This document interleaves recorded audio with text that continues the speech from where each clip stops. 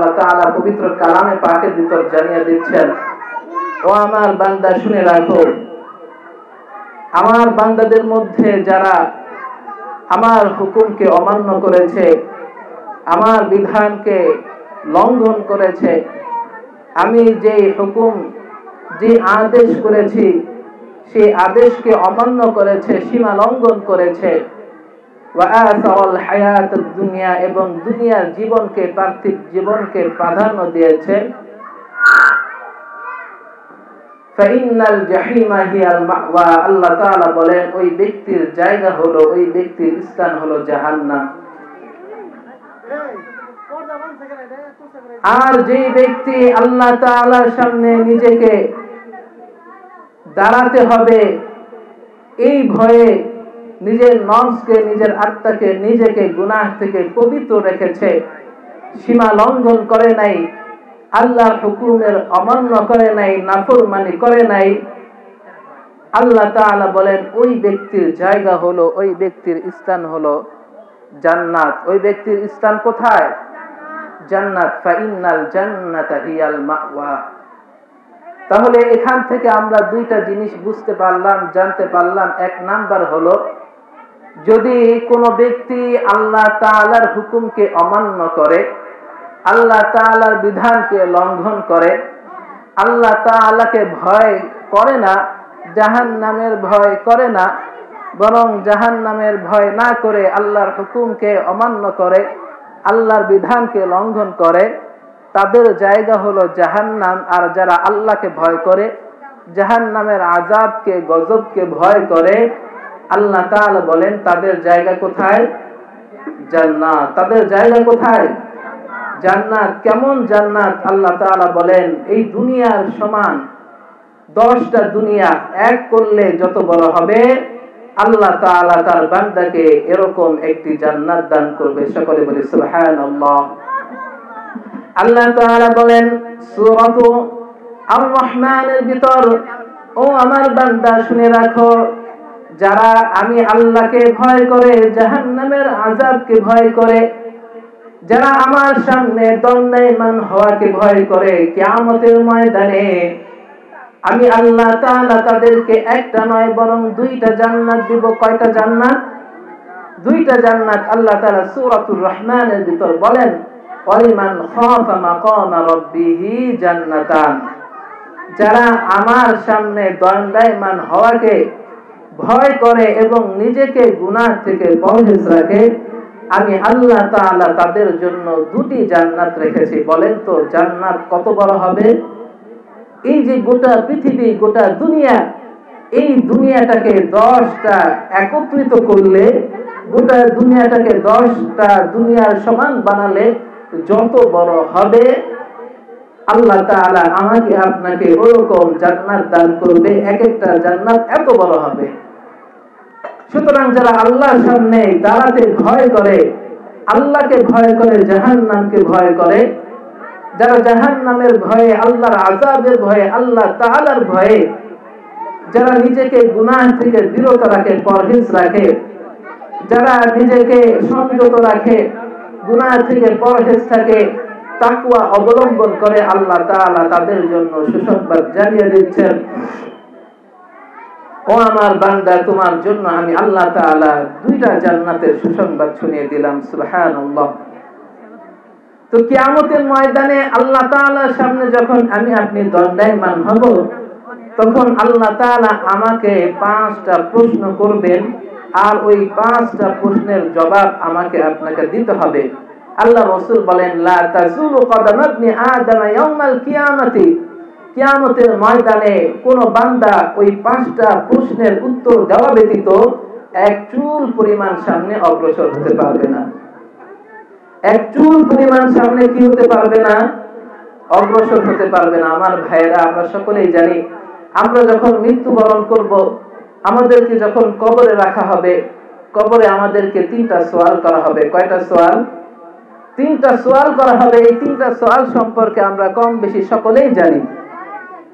যখন আল্লাহ তাআলা কোন এক বান্দার রূহকে কবজ করে, আজরাইলের মাধ্যমে যখন কোন বান্দার রূহকে কবজ করে, ওই মানুষটাকে যখন দাফন করে কাফন করে ওই মানুষটাকে যখন কবরে রাখা হয়, আল্লাহ তাআলা আমাদেরকে জানিয়ে দেয়, আল্লাহ রাসূল আমাদেরকে জানিয়ে দেয়, ওই বান্দাকে কবরে রাখার পরে মুনকার নাকির নামক দুইজন ফেরেশতা এসে ওই বান্দাকে সওয়াল করবে, মান রব্বুকা, ও আল্লাহর বান্দা বলো তোমার রব কে, ওমা দীনুকা, তোমার দ্বীন কি, তোমার ধর্ম কি, ওমান নবিয়ুকা, তোমার নবীকে, তোমার নবীর সম্পর্কে বলো।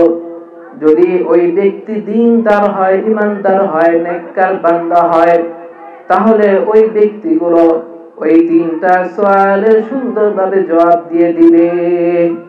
এক নাম্বার যখন প্রশ্ন করা হবে মান রব্বুকা, তোমার রব কে, ওই ব্যক্তি যদি ঈমানদার হয়, মুমিন বান্দা হয়, সাথে সাথে বলবে রব্বি আল্লাহ, আমার রব হলো আল্লাহ। দ্বিতীয় প্রশ্ন যখন করা হবে ওমা দীনুকা, তোমার দ্বীন কি, ওই ব্যক্তি যদি দ্বীনদার হয়, ঈমানদার হয়, মুত্তাকি হয়, ওই ব্যক্তি সাথে সাথে উত্তর দিয়ে দিবে দ্বীন ইসলাম, আমার দ্বীন হলো ইসলাম।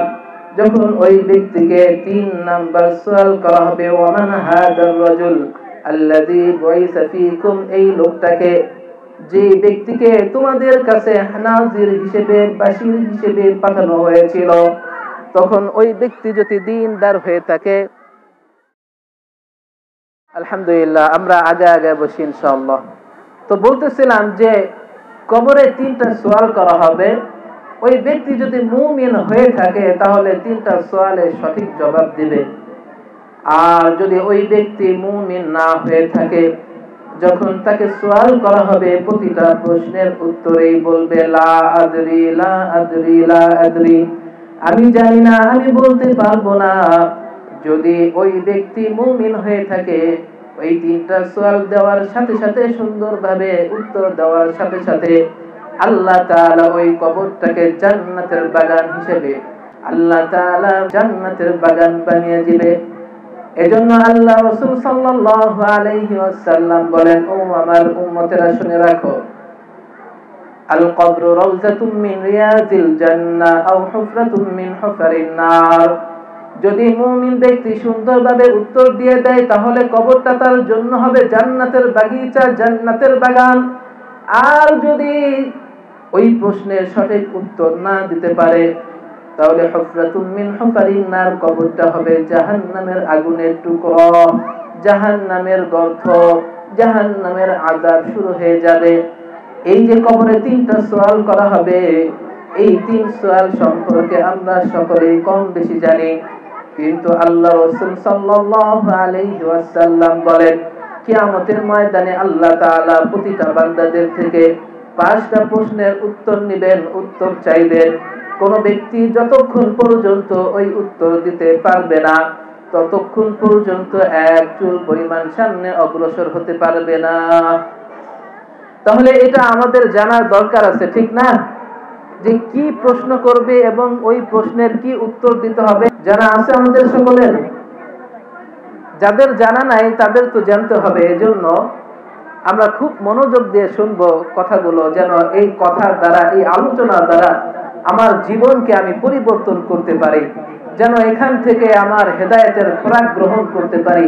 আল্লাহ তাআলা আমাদের সকলকে এই জান্নাতের বাগান থেকে হেদায়েতের খোরাক নিয়ে, হেদায়েত নিয়ে আল্লাহ তাআলা যেন বাড়িতে যেতে পারি, সেই তৌফিক দান করুক। সকলে বলে আমিন। আল্লাহ রাসূল সাল্লাল্লাহু আলাইহি ওয়াসাল্লাম বলেন, ও আমার উম্মতেরা শুনে রাখো, লা তাজুলু কদাম ইবনি আদম ইয়াউমাল কিয়ামাতি মিন ইনদি রাব্বিহ। ও আমার উম্মতেরা, কিয়ামতের ময়দানে আল্লাহ তাআলা প্রতিটি বান্দাদের থেকে, আল্লাহ তাআলা বলেন প্রতিটি বান্দাকে 5টি প্রশ্ন করা হবে। ওই 5টি প্রশ্নের উত্তর দেওয়া ছাড়া এক চুল পরিমাণ সামনে অগ্রসর হতে পারবে না। আল্লাহ রাসূল সাল্লাল্লাহু আলাইহি ওয়াসাল্লাম বলেন, 1 নাম্বার সওয়াল হবে আন উমরিহি ফিমা আফনা। ও আমার উম্মতেরা শুনে রাখো, আল্লাহ তাআলা তোমাদেরকে তোমাদের জীবন সম্পর্কে, তোমাদের এই গোটা জীবনকে তুমি কিভাবে ব্যয় করলা, কিভাবে কাটাইলা, কিভাবে খরচ করলা, তোমার গোটা জিন্দেগি সম্পর্কে জিজ্ঞাসা করবে। আল্লাহ তাআলা তোমাকে এই যে 60 বছরের 70 বছরের জিন্দেগি দিয়েছে, এই যে আমি দুনিয়াতে আসলাম, আল্লাহ তাআলা আমাকে দুনিয়াতে পাঠালেন, কেন পাঠালেন, কি জন্য পাঠালেন, আমি কি করলাম, কোন কাজে ব্যয় করলাম, আল্লাহ তাআলা পুঙ্খানুপুঙ্খানুভাবে আমাদেরকে গোটা জিন্দেগির হিসাব নেবেন।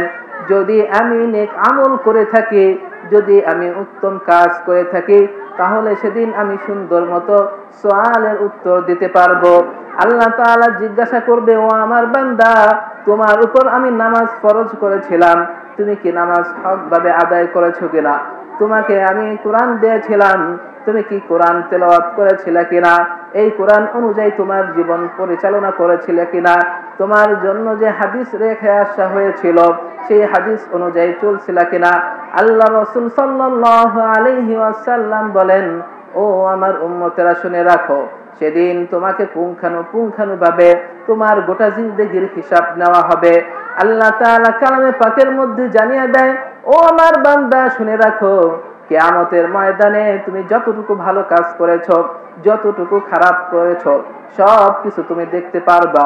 লিউরাউ আমালাহুম ফামান ইয়ামাল মিসকালা যাররাতিন খায়রান ইয়ারা ওয়া মান ইয়ামাল মিসকালা যাররাতিন শাররান ইয়ারা।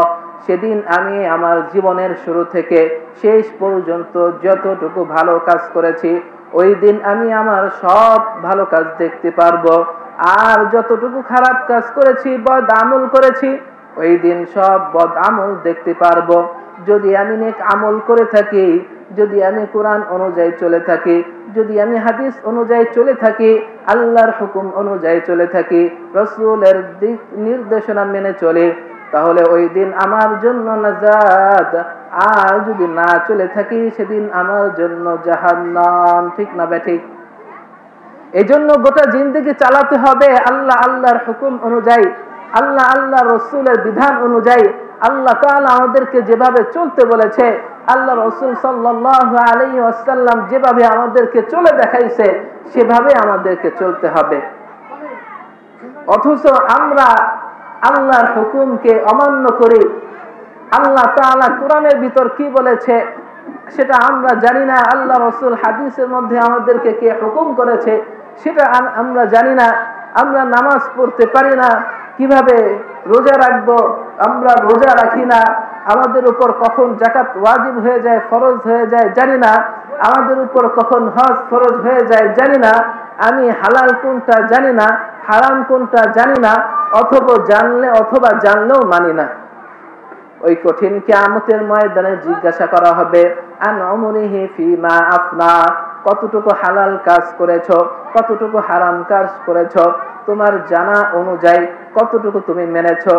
এই কঠিন কিয়ামতের ময়দানে আমার আপনার এই যে 60 বছরের 70 বছরের জিন্দেগি, এই 60 বছর 70 বছরের জিন্দেগি আমি কিভাবে কাটাইলাম, এই সব হিসাব কে নিবে? আল্লাহ তাআলা নিবে। সেদিন যদি আমি নামাজ না পড়ে থাকি, ধরা খেয়ে যাব। কোরআন শিখে না থাকি, ধরা খেয়ে যাব। সেদিন যদি আমি নেক আমল করে না থাকি, শুধু বদ আমলেই কাটাই, সেদিন কিন্তু আমি কোনো প্রশ্নের জবাব দিতে পারবো না। আমাদের মধ্যে দেখা যায় আমরা নামাজ পড়বো কি, আমরা নামাজ কিভাবে পড়ে জানি না। কোরআন শিখবো কি, কোরআন তেলাওয়াত করবো কি, কোরআন সম্পর্কে আমাদের কোনো ধারণাই নাই। ওই বাড়িতে একটা কোরআন আছে, কত বছর আগে কোরআনটা রাখা হয়েছে শোকেসে তুলে, জানাও নাই ওই কোরআনের ভিতরে এরকম ময়লা পড়তে পড়তে ময়লার স্তর জমে গেছে। ওই কোরআনটা যে আমাকে প্রতিদিন তেলাওয়াত করতে হবে, কোরআন অনুযায়ী আমাকে চলতে হবে, সেদিকে আমাদের কোনো ভ্রুক্ষেপ নাই। অথচ আল্লাহ রাসূল সাল্লাল্লাহু আলাইহি ওয়াসাল্লাম বলে গিয়েছেন, তারাকতু ফীকুম আমরাইন লান তাদিল্লু মা তামাসসাকতুম বিহিমা কিতাবাল্লাহি ওয়া সুন্নাত রাসূলিহি। ও আমার উম্মতেরা শুনে রাখো, যতদিন পর্যন্ত তোমরা এই কোরআনকে, এই হাদিসকে শক্তভাবে আঁকড়ে ধরে রাখবে, ততদিন পর্যন্ত তোমরা গোমরা হবে না। ততদিন পর্যন্ত তোমরা গোমরা হবে না, যতদিন পর্যন্ত এই কোরআন এবং হাদিস অনুযায়ী তোমরা চলবা, এই কোরআন এবং হাদিসকে আঁকড়ে ধরে রাখবা, ততদিন পর্যন্ত কোনো জাতি, কোনো মানুষ, কোনো এরকম শক্তি পরাশক্তি তোমাদেরকে পথভ্রষ্ট করতে পারবে না, তোমরা ঈমান হারা হবে না। অথচ আমাদের অবস্থা হলো, আমরা কোরআন জানি না, হাদিস জানি না, কোরআন অনুযায়ী চলি না, কিভাবে নামাজ পড়তে হবে, রোজা রাখতে হবে, কিভাবে জানাজাটা পড়তে হবে, মা বাবা মারা গেলে কিভাবে দোয়া করতে হবে সেটাও আমরা জানি না। আমরা দুনিয়াতে আসছি তো আমাদের জীবনটা কেমন যেন উলাইকা কাল আনআম, চতুষ্পদ জানোয়ারের মতো হয়ে গেছে। চতুষ্পদ জানোয়ার যেমন দুনিয়াতে আসে এবং তারা যখন ক্ষুধা লাগে তো ক্ষুধা নিবারণের জন্য তারা খাদ্য গ্রহণ করে, আবার জৈবিক চাহিদার কারণে তারা মেলামেশা করে, তাদের সন্তান হয়, তারাও এরকম বড় হয়ে খাবার গ্রহণ করে। এরকম এক সিলসিলা তো চালু আছে, চলতেই থাকে। দুনিয়ার কিছু মানুষ এমন দুনিয়াতে আসার পরে তারা জীবিকা অন্বেষণের জন্য কাজ করে, আবার ওই মানুষগুলো বিয়ে শাদী করে, সন্তানাদি গ্রহণ করে, আবার তাদের সন্তান আবার তাদের মতো সিলসিলায় চলে। তারা নামাজ রোজার ধার ধারে না, আল্লাহর হুকুম বিধানের ধার ধারে না, কোরআন হাদিসের ধার ধারে না, বরং জীবন মন চাই জিন্দেগি চলতে থাকে, রব চাই জিন্দেগি তারা চলে না। কিয়ামতের ময়দানে এই মানুষগুলো আল্লাহ তাআলার কাছে জবাবদিহি করতে হবে। সেদিন ওই মানুষগুলো কোনো উত্তর দিতে পারবে না, কোনো জবাব থাকবে না। সুতরাং আমাদের উচিত হলো দুনিয়াতে যতদিন আছি, দুনিয়াতে যতদিন থাকবো, আল্লাহর হুকুম অনুযায়ী চলবো, রসুলের বিধান অনুযায়ী চলবো। আল্লাহ রসুল আমাদেরকে যেভাবে চলতে বলেছেন, যেভাবে চলে দেখাইছেন, সেভাবে আমরা চলবো। এই শিক্ষাগুলো আমাদেরকে মাদ্রাসায় দেওয়া হয়, ঠিক না ঠিক? এই শিক্ষাগুলো আমাদের মাদ্রাসায় দেওয়া হয়। এজন্য আমরা যারা আলেম হতে পারি নাই, কোরআন শিখতে পারি নাই, আমরা আমাদের সন্তানদেরকে মাদ্রাসায় পড়াবো, আমরা আমাদের সন্তানগুলোকে কোরআন শিখাবো, হাদিস অনুযায়ী চলতে শিখাবো। তাহলে হয়তো এই সন্তানদের উসিলায় আমি আপনি আল্লাহ তাআলার এরকম ভাবে নাজাত পেয়ে যাব, আল্লাহ তাআলার ক্ষমার যোগ্য হয়ে যাব। অতীতে যত ভুল হয়ে গেছে, এই ভুল থেকে শিক্ষা নিয়ে বর্তমানকে সুসজ্জিত করব, ভবিষ্যৎকে সুন্দর করব, পারবো তো ইনশাআল্লাহ। আল্লাহ রাসূল সাল্লাল্লাহু আলাইহি ওয়াসাল্লাম বলেন, কিয়ামতের ময়দানে ও আমার উম্মতেরা, তোমাদের যে 2 নাম্বার প্রশ্ন করা হবে, সেই 2 নাম্বার প্রশ্ন হলো ওয়ান শাবাবিহি ফিমা আবলা। ও আমার উম্মতেরা শুনে রাখো, তোমরা তোমাদের যৌবনকে কিভাবে নষ্ট করলা, কিভাবে ব্যয় করলা, কিভাবে খরচ করলা। আল্লাহ তাআলা এই প্রশ্ন করবেন। এই প্রশ্নের উত্তর তখনই আমি দিতে পারবো যদি আমার যৌবনকালকে আল্লাহর ইবাদত দিয়ে সাজাই, আল্লাহ তাআলার হুকুম অনুযায়ী সাজাই। আল্লাহ তাআলা কোরআনের ভিতর বলেন, সিবগাতুল্লাহ ওয়া মান আহসানু মিনাল্লাহি সিবগা। আমি আল্লাহর রঙে রঙিন হয়ে যাও, আমি আল্লাহর হুকুমকে মেনে নাও, আমি আল্লাহর বিধানকে মেনে নাও। আমি যেভাবে তোমাদেরকে চলতে বলেছি, জীবন বিধান দিয়েছি, সেই জীবন বিধান অনুযায়ী তোমরা তোমাদের জীবনকে পরিচালনা করো। আমরা যৌবনকালে যুবক যারা আছি, আমরা বেশি আল্লাহর নাফরমানি করে, আল্লাহর হুকুমে অমান্য করে, আল্লাহর বিধানকে লঙ্ঘন করি। যুবক অবস্থায় আমরা মনে করি এখনো আমাদের ইবাদতের সময় হয় নাই, এখনো আমাদের নামাজের সময় হয় নাই, এখনো মুখে দাড়ি রাখার সময় হয় নাই, এখনো আল্লাহর হুকুম পালন করার সময় হয় নাই। তো যুবক অবস্থায় মানুষ আল্লাহকে ডাকে কম, যুবক অবস্থায় মানুষ আল্লাহর হুকুম পালন করে কম, যুবক অবস্থায় মানুষ আল্লাহ তাআলার এরকম ভাবে হুকুমকে দুনিয়াতে বাস্তবায়ন করে কম। যুবক অবস্থায় মানুষ পাগলামি করে বেশি, আল্লাহর হুকুম অমান্য করে বেশি, যুবক অবস্থায় আল্লাহর বিধানকে লঙ্ঘন করে বেশি। অথচ ওই ব্যক্তি যদি চাইতো যুবক অবস্থায় আল্লাহ তাআলার বেশি বেশি ইবাদত করে, আল্লাহ তাআলার প্রিয় বান্দা হয়ে যেতে পারত। এজন্য আল্লাহ রাসূল সাল্লাল্লাহু আলাইহি ওয়াসাল্লাম অন্য হাদিসের ভিতর বলেন, সালাতুন ইউযিল্লুহুমুল্লাহু ফি যিল্লিহি ইয়াওমা লা যিল্লা ইল্লা যিল্লুহু। ও আমার উম্মতেরা শুনে রাখো, কিয়ামতের ময়দান যখন কায়েম হয়ে যাবে, কিয়ামতের ময়দানে আল্লাহ তাআলা 7 শ্রেণীর মানুষকে আরশের ছায়াতলে ছায়া প্রদান করবে। ওই সময় মানুষ তো নিজেরকে নিয়ে ব্যস্ত থাকবে, সকলে ইয়া নাফসি করবে। মানুষ জানবে না তার হালত কি হবে, জান্নাত নাকি জাহান্নাম। তার ঘামের নদীতে সে সাঁতার কাটতে থাকবে। এরকম ভাবে তার মাথার উপরে 1 বিগত অথবা 1 হাত উপরে সূর্য থাকবে। মানুষ হায় হুতাশ করতে থাকবে, আল্লাহ তাআলাকে এক সময় এরকম ভাবে বলতেই থাকবে, ইয়া আল্লাহ, আর তো সহ্য হচ্ছে না, হয় জাহান্নাম দিন না হলে জান্নাত দিন। তবুও বিচার কার্য করেন। ওই কঠিন কিয়ামতের ময়দানে আল্লাহ তাআলা 7 শ্রেণীর মানুষকে আল্লাহ তাআলার আরশের ছায়াতলে ছায়া প্রদান করবে। আল্লাহ তাআলা ওই 7 শ্রেণীর মানুষগুলোকে এরকম ভাবে জান্নাতি মানুষগুলোকে মাছের ভুনা দিয়ে আপ্যায়ন করবে, জান্নাতি শরাব তাদেরকে পান করাবেন, তাদেরকে স্পেশাল মেহমান হিসেবে গ্রহণ করবেন।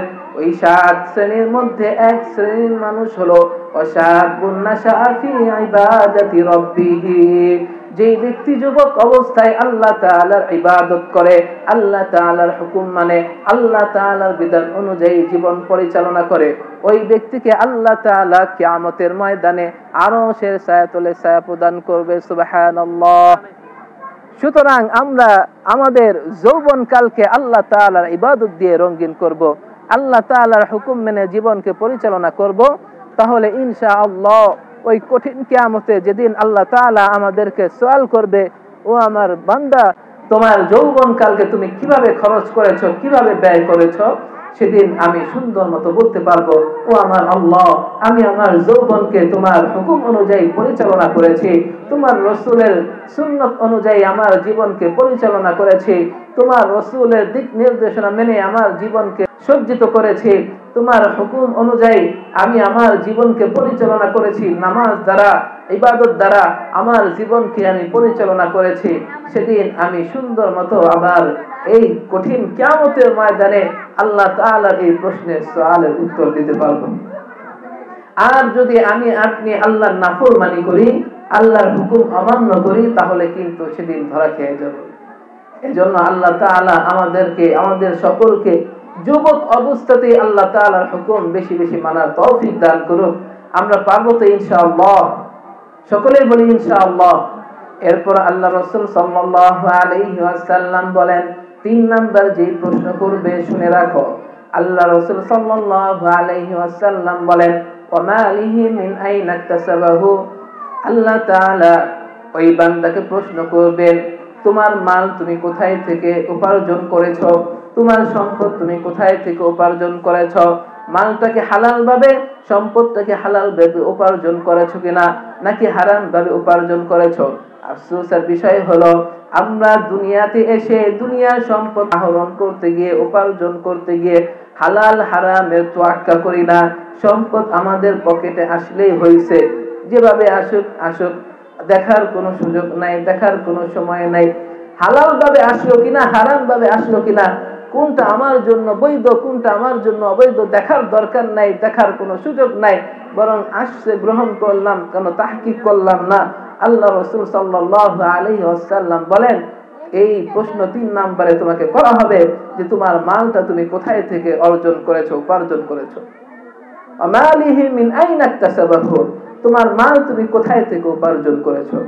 যদি হারাম ভাবে উপার্জন করে থাকে, তাহলে শুনে রাখেন আল্লাহ রাসূল সাল্লাল্লাহু আলাইহি ওয়াসাল্লাম বলেন, লা ইয়াদখুলুল জান্নাতা জাসাদুহু গুযিয়া বিল হারাম, যে ব্যক্তি হারাম উপার্জন করে, হারাম রুজি ভক্ষণ করে, ওই ব্যক্তি কখনো জান্নাতে প্রবেশ করবে না। লা ইয়াদখুলুল জান্নাতা, তার জন্য জান্নাত হারাম হয়ে যাবে, তার জন্য জাহান্নাম তার ঠিকানা হবে। এজন্য আমরা যখন কোন সম্পদ কামাই করব, যখন রিজিক তালাশ করব, অন্বেষণ করব, হারাম থেকে বেঁচে থাকব। মনে রাখবেন, ইবাদত কবুল হওয়ার জন্য প্রথম শর্তই হলো হালাল রুজি ভক্ষণ করা, হালাল ইনকাম হওয়া। আমরা সকলে সুদ থেকে, ঘুষ থেকে, এরকম ভাবে অন্যের মাল আত্মসাৎ থেকে আমরা সকলে বিরত থাকবো ইনশাআল্লাহ। সব সময় হালাল উপার্জন করব, হালাল রুজি তালাশ করব। হালাল যদি অল্প হয়, সেই হালালের ভিতর বরকত আল্লাহ তাআলা দিবেন। আর হারাম যদি অনেক হয়, ওই হারামের ভিতর কোনো বরকত নাই, ওই হারামের ভিতর কোনো আরাম নাই, ওই হারামের ভিতর কোনো শান্তি নাই। বরং হারাম ভক্ষণ করার দ্বারা, হারাম রিজিক অন্বেষণ করার দ্বারা, হারাম রিজিক উপার্জনের দ্বারা আমি জাহান্নামী হলাম, আমার জাহান্নামের পক্ষে সুগম করলাম, আমি জাহান্নাম কামাই করলাম, আমার ঠিকানা আমি জাহান্নামে বানাইলাম। এজন্য আমরা সকলে হারাম থেকে বেঁচে থাকবো তো ইনশাআল্লাহ। আল্লাহ তাআলা আমাদের সবাইকে তৌফিক দান করুক, সকলে বলে আমিন। আল্লাহ রাসূল সাল্লাল্লাহু আলাইহি ওয়াসাল্লাম বলেন, ও আমার উম্মতেরা শুনে রাখো, কিয়ামতের ময়দানে আল্লাহ তাআলা তোমাদেরকে 4 নাম্বার যে প্রশ্ন করবে,